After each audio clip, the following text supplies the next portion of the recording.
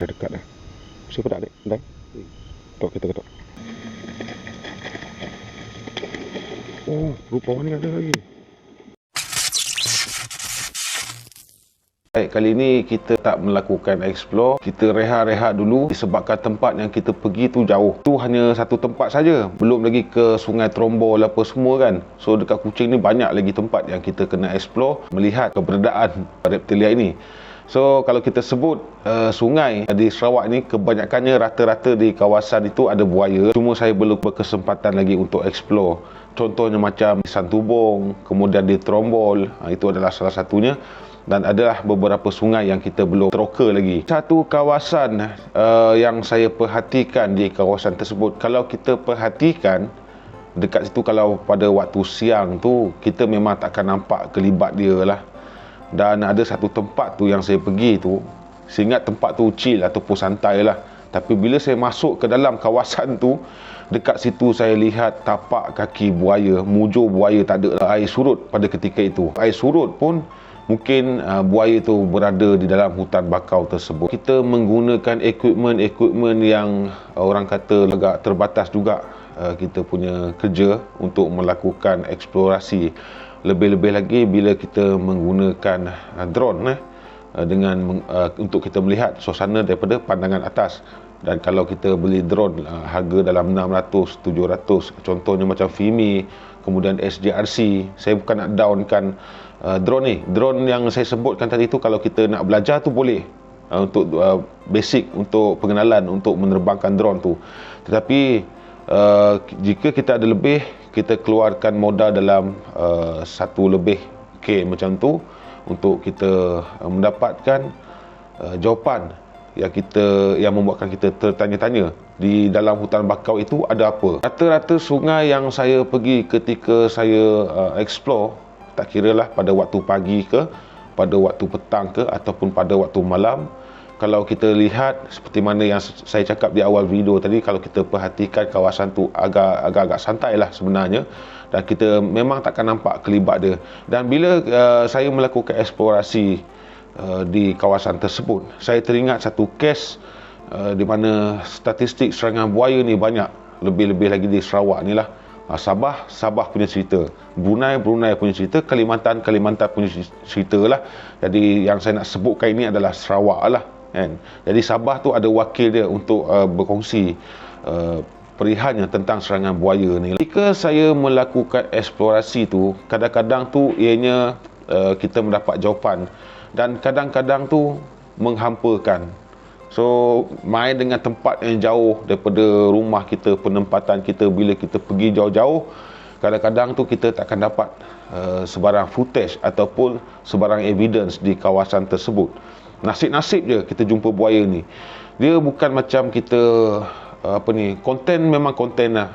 Itu normal. Tapi bila saya nak buat perkongsian dengan sahabat-sahabat untuk mendapatkan footage, tak kisahlah dengan rakaman kita ke, dengan dari sudut pandangan atas ke, kadang-kadang bila saya melakukan eksplorasi tu, kadang-kadang menghampakan.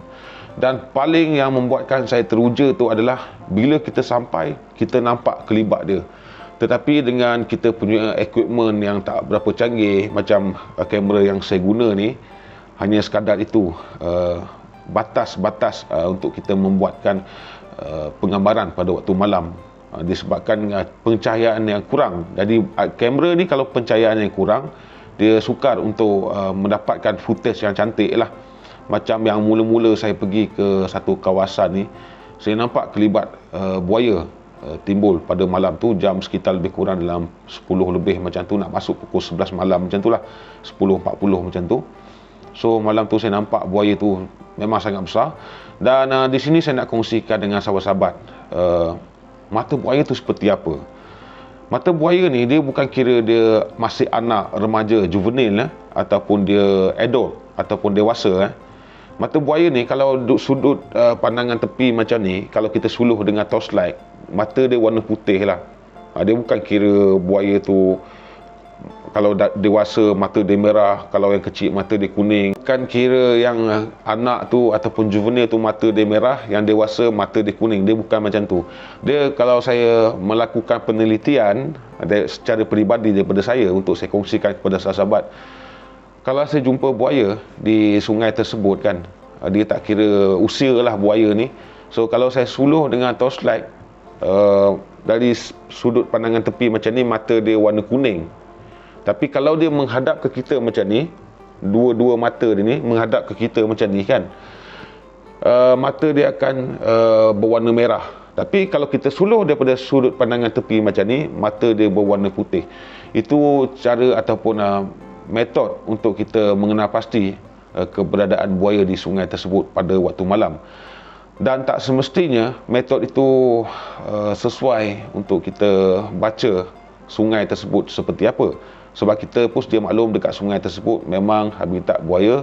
Dan kalau boleh, bila masuknya waktu petang, sekitar jam 5 lebih ataupun pukul 6 petang macam tu, kalau boleh jangan dekati sungai ataupun gigi air lah. Sebab ketika itu adalah waktu buaya paling aktif untuk memburu. Dia, buaya aktif ni dia sekitar pukul 6 pagi dan juga pukul 6 petang. Itu adalah jam dia lah. Dan kalau kita pergi ke habitat buaya, kalau kita nampak, kalau daripada saya lah, kalau saya pergi pagi-pagi, itu sebelum saya buat konten ni, yang saya perhatikan jam sekitar pukul 9 bawa ke pukul 10, nak masuk ke pukul 11, tapi belum masuk ke pukul 11 lah. Dan waktu itu adalah waktu buaya berjemur. Jadi sahabat-sahabat, kalau berada di sekitar habitat buaya ni, dia ada kawasan-kawasan yang tertentu. Bukannya di belakang rumah tu kita boleh tengok buaya berjemur, tidak. Dia ada satu kawasan ataupun penempatan yang sangat sesuai. Seperti mana yang saya rakam menggunakan drone saya. Di situ saya lihat ketika air surut, so banyaklah alur-alur ataupun kesan-kesan ketika buaya berjemur di kawasan tersebut lah. Kalau kita menggunakan night vision, bukan night vision yang branded punya lah, yang biasa-biasa, dalam 100 lebih sahabat-sahabat boleh dapat dekat Shopee lah. Jadi dah memadai dah sebenarnya. Dan selama penggunaan saya dengan night vision yang jenis tu, dia bukan night vision ni, ada yang jenis harga 1K pun ada, 500 ringgit pun ada, contoh kan. Tapi yang night vision yang harga yang ni apa ni, agak mahal lah orang kata kan, dia ada kualiti dia yang tertentu lah. Tapi setakat ni, kalau kita guna brand yang biasa ni dah memadai sebenarnya. Jangan kita salah guna night vision tu lah untuk mengintai orang ke apa ke. Jadi saya tak boleh nak nasihatkan sahabat-sahabat, itu tergantung kepada sifat ataupun perangai sahabat-sahabat itu sendiri. Sebelum saya beli night vision ni, saya gunakan torchlight lah untuk melihat keberadaan mereka di kawasan tersebut ataupun untuk melihat mata mereka. Tapi hanya sebatas itu saja. Boleh guna torchlight yang kuat. Ada torchlight yang mahal macam yang sahabat saya Kogi hadiahkan kepada saya. Boleh digunakan sebenarnya. Tetapi kalau kita nak membuat pemantauan untuk melihat keberadaan mereka di kawasan tersebut, dia lebih bagus lagi kalau kita jangan guna torchlight. Dan itu akan membuatkan buaya di kawasan tersebut tak selesa. Jadi lebih baik kawasan itu dia maintain gelap, kita gunakan night vision.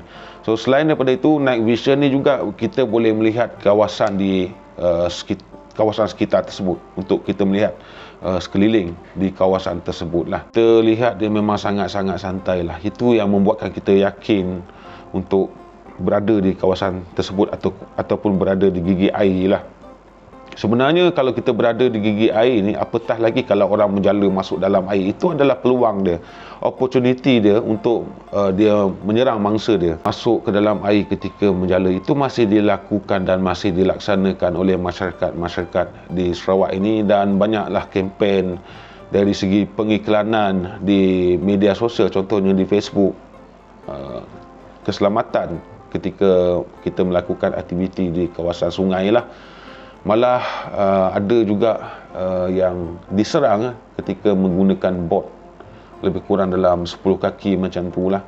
Kejadian pada tahun 2021. Dia dengan anak dia pasang bento untuk menangkap ketam pada waktu malam. Itu pun selepas jam daripada maghrib tu. Jadi itu adalah waktu buaya sangat aktif lah. Kita tak boleh lakukan apa, sebab itu adalah mata pencarian bagi masyarakat yang bergantung hidup dengan sungai di kawasan tersebut. Cumanya tinggal kita untuk memikirkan apakah jalan-jalan penyelesaian dia ketika kita berada di habitat buaya. Saya boleh katakan di seluruh sungai Sarawak ni adalah habitat buaya sebenarnya. Kalau boleh gunakan bot perahu yang panjang, jangan guna bot ataupun perahu fiber yang kecil lah, sebab dah terjadi dah serangan buaya seperti mana yang saya sebutkan tadi. Kemudian memancing, jangan mancing dekat gigi air, ambil jarak. Kemudian jalalah, sahabat-sahabat nak menjala pun gunalah bot yang besar. Kemudian jangan masuk ke dalam sungai tersebut. Malah ada orang buat konten juga benda ni, dan banyaklah netizen telah memberi nasihat kepada beliau, tetap juga masih dilaksanakan juga. Dan perkara ini boleh dilihat di dalam TikTok. Kalau sahabat-sahabat scroll di TikTok tu, saya tak nak cakap apa dan saya takkan bagi nasihat kepada anda jika anda menganggap itu sebagai konten untuk dipapar dan dipertunjukkan kepada orang ramai. Dan itu terserah kepada sahabat-sahabat. Kalau sahabat ada isteri ataupun keluarga lagi, ataupun ada ibu dan ayah lagi, fikir-fikirkan mereka. Tidak perlu kita nak buat konten kita masuk ke dalam sungai tersebut ketika menjala. Saya rasa saya tengok pakcik-pakcik saya menjala 20 tahun yang lepas ketika saya masih kecil, ataupun 20-30 tahun yang lepas, ada orang menjala daripada atas sampan je ataupun perahu. Tak ada orang menjala pun masuk dalam air. Walaupun di dalam sungai tersebut ada jerangku ataupun tunggul kayu. Sangkut-sangkut lah. So kalau koyak tu dia tarik, balik rumah nanti jahit lah. Itu je. Buat apa kita nak sayangkan kita punya jala kita daripada kita merisikokan nyawa kita sendiri. Jadi sahabat-sahabat, ini telah diiktirafkan dan telah dianugerahkan pemikiran untuk berfikir dengan lebih waras. Jadi kita janganlah jadi kurang bijak. Jangan biarkan reptilia ganas ini jadi lebih bijak. Sebab kita ni ibarat seperti menyerah diri kepada mereka. Mungkin esok lusa saya akan keluarlah, akan buat aktiviti outdoor untuk explore yang seterusnya. Dan saya bercadang nak pergi ke Santubong sebab ada satu video saya lihat di situ ada buaya timbul dan muncullah. Malah di kawasan tersebut ada orang bermain kayak. Jadi untuk menjaga sensitiviti itu, saya takkan sebut nama tempat tersebut, saya hanya sebut Santubong. Jadi Santubong ni banyak dah video yang viral lah, ada buaya berjemur lagi ketika air surut. Baik sahabat-sahabat, saya rasa setakat ni saja perkongsian kita. Semoga video ni sedikit sebanyak memberi manfaat kepada sahabat-sahabat semua. Sekian, terima kasih. Okey sahabat.